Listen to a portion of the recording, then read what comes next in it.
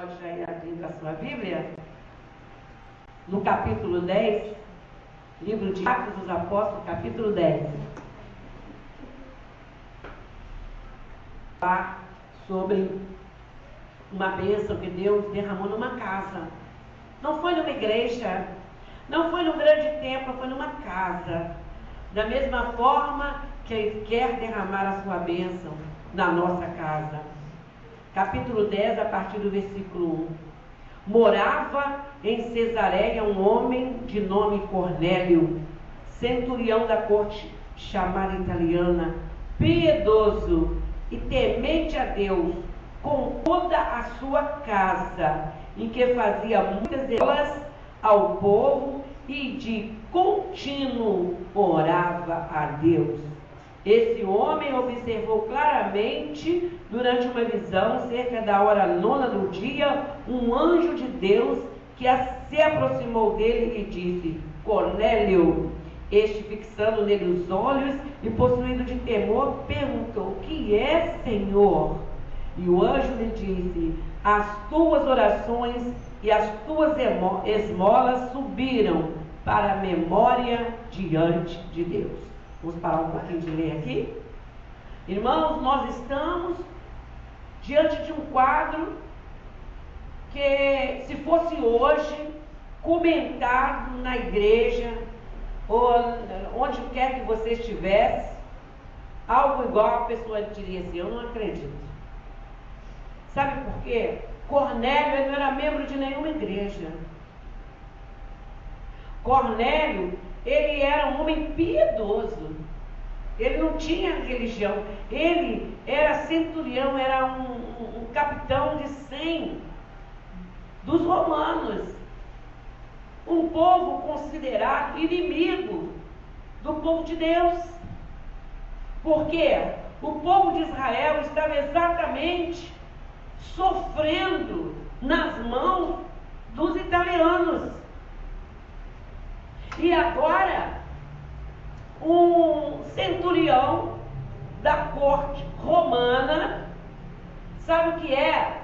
Um país vence uma guerra e coloniza uma nação colonizada, uma nação que pagava impostos, uma nação que sofria horrivelmente nas garras dos romanos. Agora lá tem um capitão, um homem que é temente ao Deus de Israel. Eu quero que você saiba que há nessa cidade, nesse país ou no mundo, muitas pessoas que ainda não estão congregando nas igrejas e que são do Senhor. Tá? Porque Jesus disse: há muitos que ainda não estão nesse aprisco, mas eles virão, porque o meu Pai vai trazer. São pessoas, irmãos, que embora não estejam no curral das ovelhas, são ovelhas. Ovelhas que estão desgarradas. E você talvez até conheça pessoas assim. Na minha infância espiritual, quando eu me converti, nos primeiros anos, eu não entenderia isso. Mais tarde eu passei a compreender que tem pessoas que não estão ainda congregadas conosco, mas são pessoas que Deus está ouvindo as suas orações. Pessoas tementes a Deus. Tementes. Sabe o que é muito perigoso? Nós fecharmos a ideia de que só aquela pessoa que passa pelo ritual de levantar a mão na igreja e vir na frente receber oração, só aquelas pessoas recebem a salvação. Isso é um costume, é uma tradição da igreja evangélica. Quem quer receber Jesus no coração, levanta a mão. Vem aqui na frente. Devemos fazer isso? Devemos, sim. Mas, mesmo que alguém não tenha feito isso, mas se esta pessoa é temente a Deus, e esta pessoa, a pessoa justa, a pessoa que faz as coisas corretamente, essas pessoas brevemente o Senhor vai trazer para o nosso meio. Ele vai criar uma situação, viu? Olha só, Cornélio era temente a Deus. E ele continuamente dava esmolas. Ele não era uma pessoa que só falava, só orava e não praticava. Ele praticava. Ele praticava a caridade. E Deus, irmãos, Ele ama as pessoas que praticam a caridade com amor. Porque a Bíblia diz que a pessoa pode praticar a caridade sem ser por amor, não é? Pode ser um político que queira votos, né? Então, naquele tempo que ele está querendo ser eleito, ele vai dar um monte de cesta básica, ele vai fazer um monte de agrado. E não é isso não, é aquele que faz por amor. E aquele homem, ele orava e jejuava. Olha só. É por isso que às vezes quando eu vou evangelizar alguma pessoa, eu pergunto assim: você quer receber Jesus como seu Salvador? Aí as pessoas respondem: eu recebo Jesus desde que nasci. Então, o crente tradicional diz assim: não, mas não é isso não é porque eu te pergunto. Se aquela pessoa está declarando que recebe Jesus desde que nasceu, você diz assim: você crê em Jesus? Creio. Então, nós precisamos acreditar na confissão dessa pessoa, porque isso é uma confissão. Então, quando a pessoa fala assim: mas eu creio desde que nasci, eu falei: então você não se importa de fazer uma oração junto comigo? Não. Mas às vezes as pessoas são tão coagidas, mas não é assim não. Você tem que levantar a mão, você tem que vir aqui no púlpito, você tem que fazer isso. A pessoa pode estar na rua, a pessoa pode estar dentro de casa, a pessoa pode estar até dentro do banheiro. Se a pessoa abrir o coração para o Senhor e declarar que crê nele, que ele é o Filho de Deus, e se o coração Deus recebe, ainda que essa pessoa não conheça plenamente a Bíblia, Deus vai fazer com que essa pessoa chegue ao conhecimento da verdade. Às vezes você tem na sua casa alguém assim, e você está triste à toa. Ah, porque o meu marido não vai à igreja. Ele vai vir. Se esse seu esposo confessa que crê em Jesus, se ele é temente ao Senhor, se ele confessa que ele é filho de Deus, então creia nisso. Se alegre. Aproveite essa confissão da pessoa para orar com essa pessoa. Então vamos orar comigo. Eu sei que você ainda não sabe orar direitinho. Então você repete comigo. Vamos declarar isso diante do Senhor. Irmãos, a maior parte de pessoas que eu já ganhei para Jesus, eu ganhei para Jesus com sabedoria.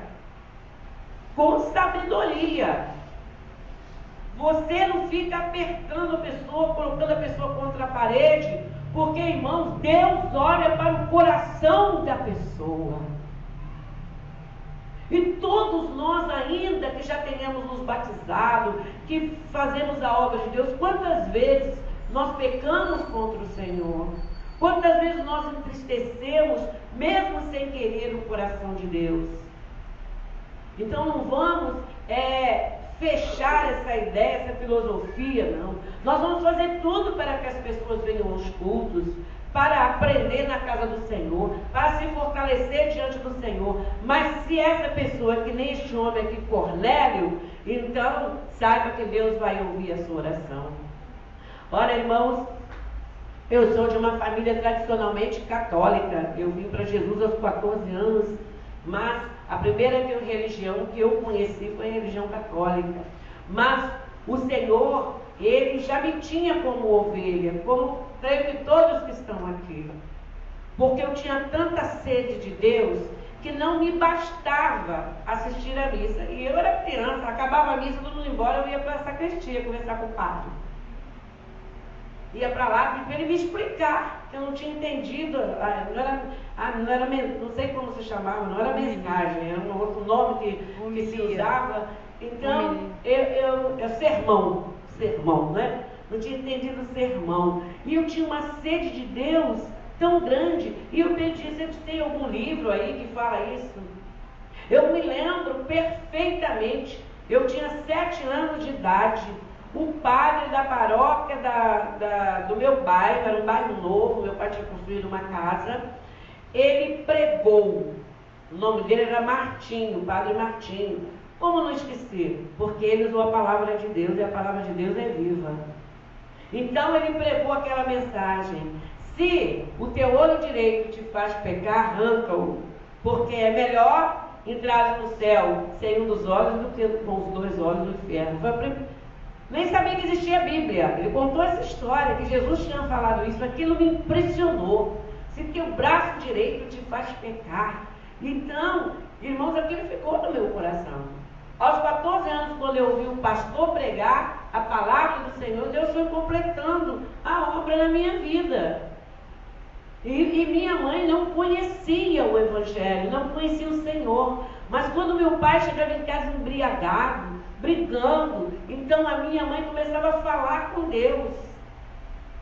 Nós tínhamos uma horta muito grande em casa, e ela ia lá para a horta, eu era pequena, e ela falava: Deus, não vira as costas para mim, olha para mim, não vira as costas para mim.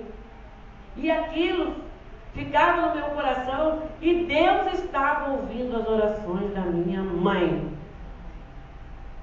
Viu? Ela falava: me livra desse sofrimento, e Deus livrou. Amém? Todos na minha casa receberam Jesus como Salvador, inclusive meu pai. Todos foram salvos. Cornélio orava, Cornélio jejuava, Cornélio dava esmolas, e ele ainda não conhecia a mensagem de Jesus. Irmãos, um dia ele estava jejuando. Vamos continuar a leitura. Versículo, vamos ler. Nós lemos até, vamos ler o 5. Então ele viu um anjo, apareceu um anjo para ele. Eu creio que poucos aqui, ou talvez ninguém, já tenha visto um anjo, e já esteja servindo Jesus há muito tempo. Mas Deus permitiu que Cornélio visse um anjo, aleluia! E este anjo falou para ele: olha, tuas orações foram ouvidas e tuas esmolas também subiram para a memória, para Deus se lembrar de você. Agora envia mensageiros a Jope e manda chamar Simão, que tem por sobrenome Pedro. Ele está hospedado com Simão Curtidor, cuja residência está situada à beira-mar. Logo que se retirou o anjo que lhe falava, chamou 2 dos seus domésticos e um soldado piedoso dos que estavam a seu serviço, e havendo-lhe contado tudo, os enviou a Jope. Deus, irmão, não está procurando religiosos, nem pessoas que são de tal denominação, porque o Senhor está presente num coração contrito, num coração piedoso. Aleluia! Viu? Não se engane com isso, porque Jesus disse que se levantará do Oriente, do Ocidente, pessoas que ninguém acha que vai ser salvo, como prostitutas, como pessoas infiéis. E estas pessoas serão tocadas por Deus de tal maneira, e elas se assentarão junto com Abraão, Isaque e Jacó à mesa do Senhor. E muitos que são considerados filhos serão lançados fora, sabe por quê? Por causa da dureza de coração. Então, vamos abrir o nosso coração para o Senhor. Olha, nós gostamos de malhar, né? Os fariseus. Os fariseus, eles eram pessoas muito fiéis à lei, cumpria tudo direitinho. Mas Jesus disse: vocês dão dízimo, vocês dão oferta, vocês são fiéis à lei, mas vocês não têm misericórdia de ninguém. E é isso, mais do que nós trabalharmos para Jesus, mais do que nós ofertarmos ao Senhor, Deus quer que nós tenhamos um coração bom, um coração piedoso, um coração amoroso, né? Ah, mas o coração do homem é perverso. Então, porque o coração do homem é perverso, você é perverso, o coração do homem é ímpio, do homem que não conhece a Deus. Mas quem conhece a palavra de Deus, o coração dele é transformado. Eu estava orando, eu tinha 20 anos, já estava aqui no Rio de Janeiro, orando na primeira igreja salão que nós alugamos aqui no Rio de Janeiro. Então, estava orando num sábado de manhã de consagração, chorando ali, perto do altar do Senhor. E eu falava, ô Senhor, o que o Senhor quer que eu faça? O que o Senhor quer que eu faça? Eu quero te agradar, eu quero fazer tua obra, me revela. E a voz do Senhor veio audível, seja uma mulher piedosa. Foi isso que o Senhor pediu para mim ainda na minha mocidade. Às vezes, nós ficamos preocupados de fazer um monte de coisa e precisamos realmente fazer, mas à frente disso tudo está a vontade do Senhor de que sejamos piedosos. Piedoso vem da palavra pio, que quer dizer puro, puro de coração para com Deus, para com as pessoas. Mesmo que sejamos considerados bobos. Às vezes uma pessoa piedosa é considerada um bobo, um coitado, não é? Mas Deus se agrada dos inocentes, dos puros de coração. Muita gente quer ser muito esperta. Tem pessoa que diz assim, está pensando que me engana? Ninguém me engana não. Eu estou olha. Isso não tem valor nenhum diante do Senhor. O que tem valor diante do Senhor é um coração piedoso, um coração puro. Quando Ele achar que você tem que saber alguma coisa, Ele te revela. Ele usava Eliseu para revelar para o rei onde é que os inimigos estavam acampados. Tiver uma cilada, alguém estiver preparando uma cilada para você, fica preocupado não, Deus te mostra. Aleluia. Deus tira o seu pé dali, você não fica nem sabendo. Você está indo por aqui, tem uma cilada ali, de repente, vou passar por aqui não, vou passar por aqui. Porque Deus nos livra. Aleluia! É por isso que Cornélio conseguiu a salvação da sua família. Ele foi salvo e toda a sua família foi salva.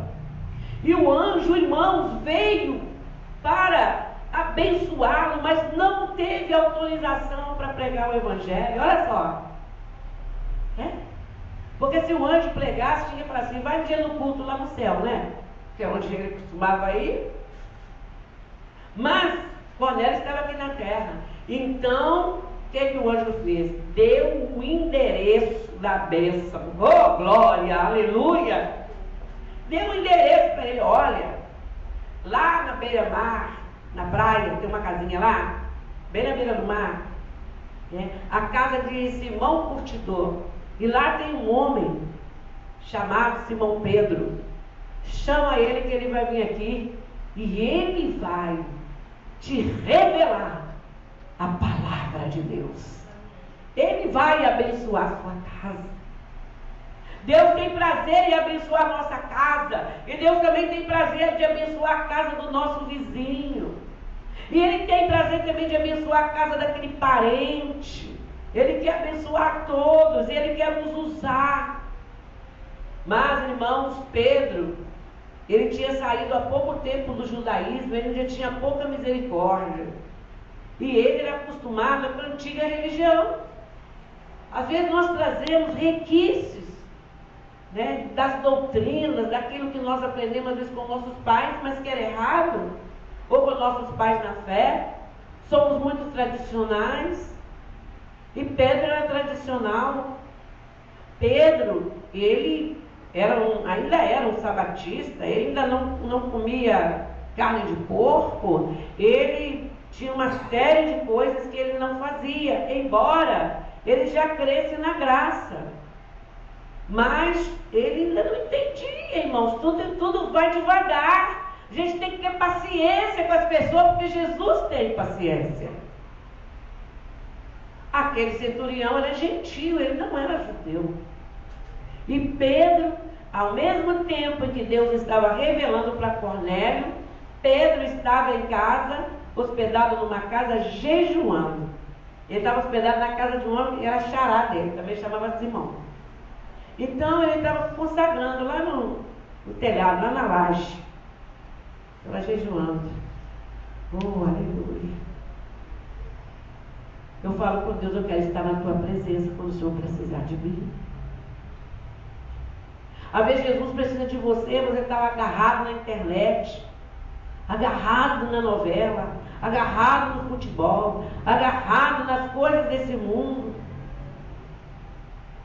agarrado no serviço, não para nunca. Tem pessoa que não para nunca, sai do serviço, passa para o outro, passa para o outro, passa para o outro, passa para o outro. É necessário parar para meditar nas coisas de Deus. É nessa hora que Deus vai falar com você.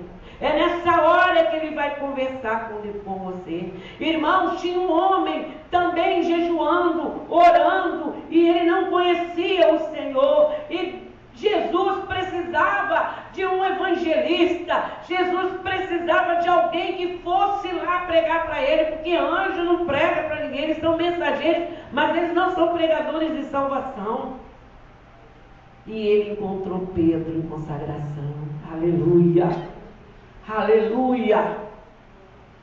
Ele encontrou Pedro em jejum. Você pode dizer assim, pastor, eu não trabalho no dia que eu vou jejuar, tenho que ir para o trabalho, tomar café da manhã. Por exemplo, um sábado, quem não trabalha dia de sábado, fica em casa, acorda um pouquinho mais tarde, consagra o Senhor até meio-dia, não é? Tira, em vez de levantar e começar a lavar a casa, ou de ir correndo para a praia, levanta, hoje é sábado, eu não vou trabalhar, eu vou ler a Bíblia até as 9 horas da manhã. Eu vou orar um pouco, vou orar meia hora até 9h30. Eu quero perguntar para vocês, se alguém orar de 8 às 9, ler a Bíblia de 9 a 9h30, se vai atrasar o dia dessa pessoa, irmão? Não atrasa não. Quantas vezes a pessoa para no telefone e fala mais de meia hora? Eu fico horrorizada como as pessoas ficam ao celular. Tem pessoa que não tira o celular do ouvido nem para trabalhar, trabalha assim, com o celular aqui no ouvido, ou senão digitando. Será que num sábado você tirar a parte da manhã, você que é mulher, vai começar a fazer almoço, vai servir almoço meio-dia? Será que dá para você começar a fazer o almoço 10h30?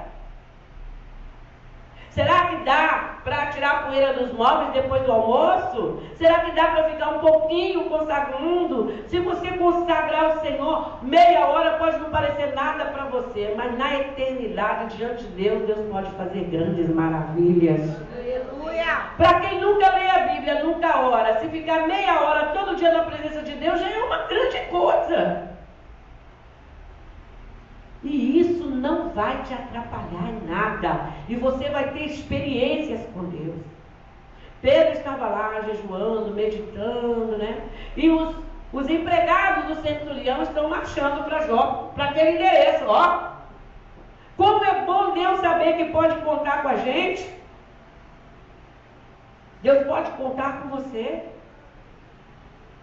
Ele pode ir à sua casa e falar, tem alguém em tal lugar? Eu preciso de você na minha casa, tal hora. Então, irmãos, enquanto aqueles soldados, aqueles empregados vinham falar com Pedro, Pedro está lá, não está sabendo de nada. De repente, Pedro tem uma visão. Ele viu um grande lençol branco descendo do céu. E dentro daquele lençol tinha todo tipo de animal imundo. Vai ter porco, coelho, tudo lá da lei que diz que não pode comer. Carne de porco. Aí ele ouviu a voz do Senhor: Pedro, come esses animais. Ele, Deus tem duas palavras? Esses animais não são imundos? E o Senhor mostrou para Pedro uma segunda dispensação. Uma segunda dispensação. Deus agiu de uma forma até determinado tempo. Quando nós somos meninos, as pessoas falam conosco de uma forma. Quando ficamos adultos, vai falar igual quando era criança. Não pode. Então Deus teve duas dispensações. Teve o tempo da lei e depois o tempo da graça. Aí ele falou, come. Aí Pedro falou, não, eu não como a carne imunda, não. A voz falou com ele o quê? Não chame de imundo aquilo que eu purifiquei. aquilo que Deus purificou. Irmãos, até isso tem uma interpretação, uma tipologia de não poder comer os animais imundos no passado e agora eles não serem imundos mais e a gente poder comer. Porque os animais imundos simbolizavam os gentios, aquelas pessoas que serviam a outros deuses. E o judeu, paralelamente, ele não comia animal imundo e não pregava para ímpio e não aceitava que um gentio fosse salvo. Eram imundos igual os animais. Quando Deus mandou a graça, então a tipologia continua. Deus abençoou todos os animais para se comer com ação de graça e permitiu que os imundos pecadores gentios também fossem perdoados e salvos. Aleluia! Aleluia. Pedro não entendeu nada. Como é que eu vou comer? Aí sumiu um lençol.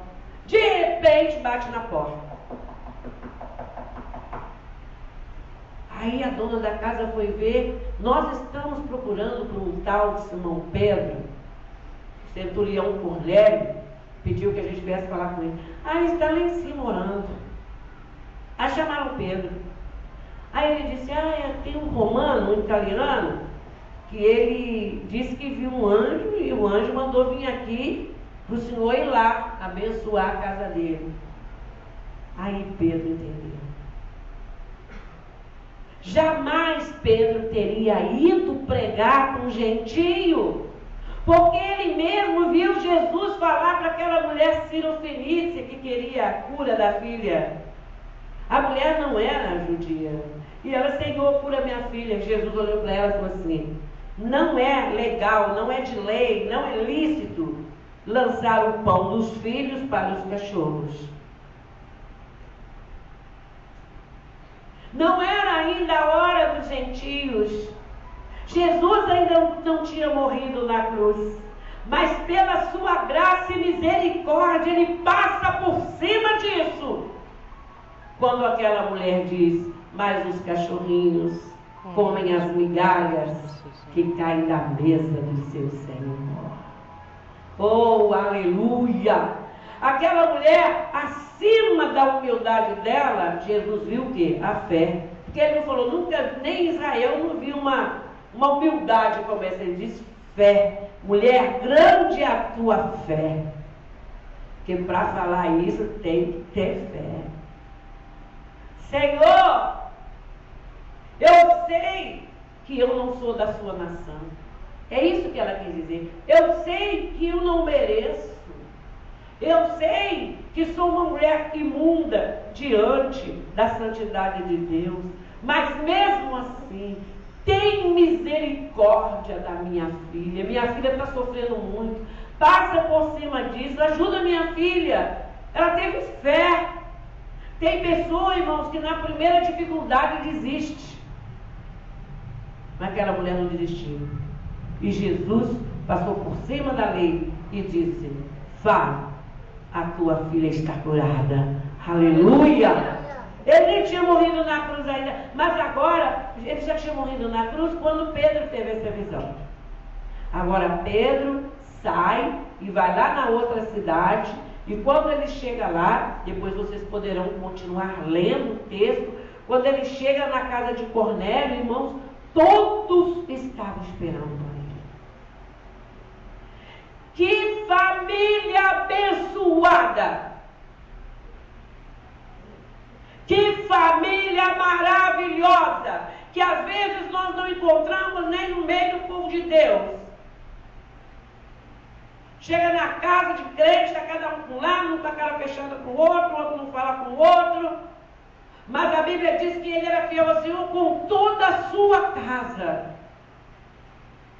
É muito bonito, irmãos, quando você vê uma família unida nas coisas do Senhor. E ali, irmãos, Pedro começou a pregar.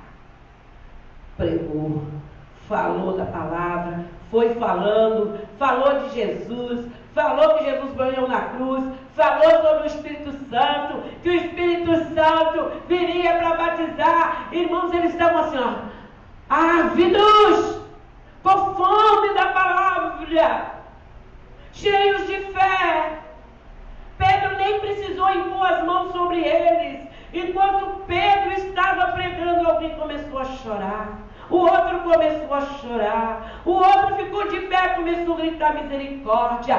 De repente, irmãos, eles começaram a falar em línguas estranhas. Eles foram batizados no Espírito Santo, irmãos, sem saber o que era isso.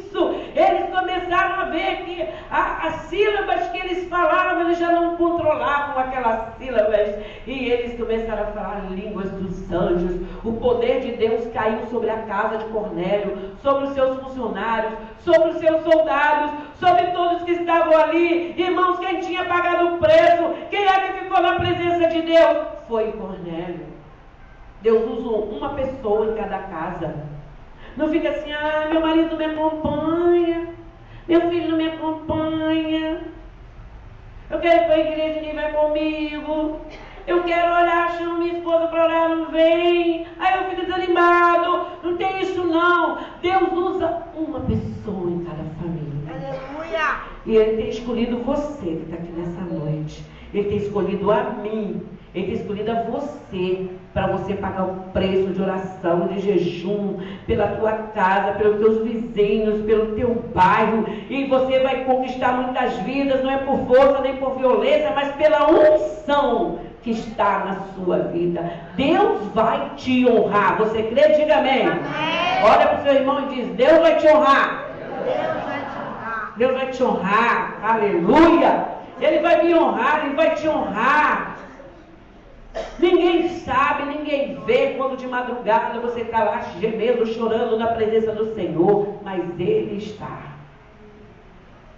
A Bíblia diz que os anjos colhem as nossas orações em salvas de ouro, elas não se perdem. Ninguém sabe quando seu estômago está doendo, você quer tomar um café, mas você diz assim: não, eu quero entregar esse dia ao Senhor, eu quero consagrar minha vida. Eu quero fazer o Senhor lembrar, Senhor, eu estou com fome, mas eu quero te lembrar, Senhor, através dessa fome que eu estou sentindo, que eu preciso muito mais dessa bênção do que da comida. Não podemos ser como Esaú, que vendeu a bênção de Deus por um prato de sopa.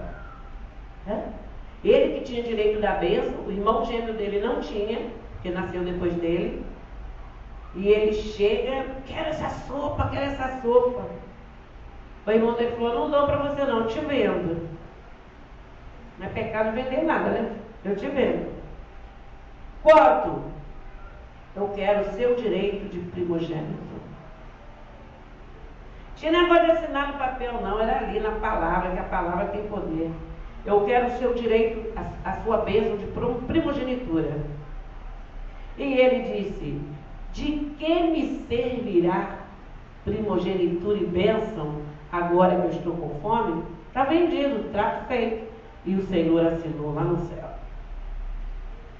Por causa de um prato de sopa, ele perdeu o direito da primogenitura e passou para Jacó. Então, às vezes a fome ou qualquer desejo da nossa carne nos impede de receber uma grande bênção. Então, em nome de Jesus, confia, ora, faça as coisas direito, faça as coisas certas, faça como se deve ser feita. Eu estava conversando com duas pessoas da igreja, estava dizendo: a obra de Deus tem que ser feita não como eu quero. Eu não tenho que fazer o que eu acho, eu tenho que fazer o que está certo. Nem sempre o que eu acho está certo, não agrada a Jesus. Eu posso ficar achando a mesma coisa, mas que não se faça a minha, mas a tua vontade, Senhor. Aí Deus confirma. E naquele dia, irmão, Pedro teve a oportunidade de batizar aquela primeira família gentia que ele ganhava para Jesus. Falou: se é Deus, batizou no Espírito Santo, quem sou eu para negar o batismo nas águas? Né? Então, é como às vezes vem muitas pessoas para a igreja, todo mundo falando, aquele irmão ainda tem pecado. Aí Deus desce o Espírito Santo sobre a pessoa, como que eu vou negar o batismo nas águas? E aquele que é o autor e consumador da fé completa a obra. Aí você diz, o meu filho aceitou Jesus, mas ele ainda faz isso. A minha filha está na igreja, mas eu mando ela arrumar a cozinha, não arruma. Eu mando fazer isso, não faz. O meu filho ainda fala um palavrão. O meu marido é isso. Calma, calma. A obra de Deus, ela vai se aperfeiçoando com o tempo, né? Diz que o justo é como uma luz da aurora, vai brilhando aos poucos. O dia não amanhece de uma vez, né?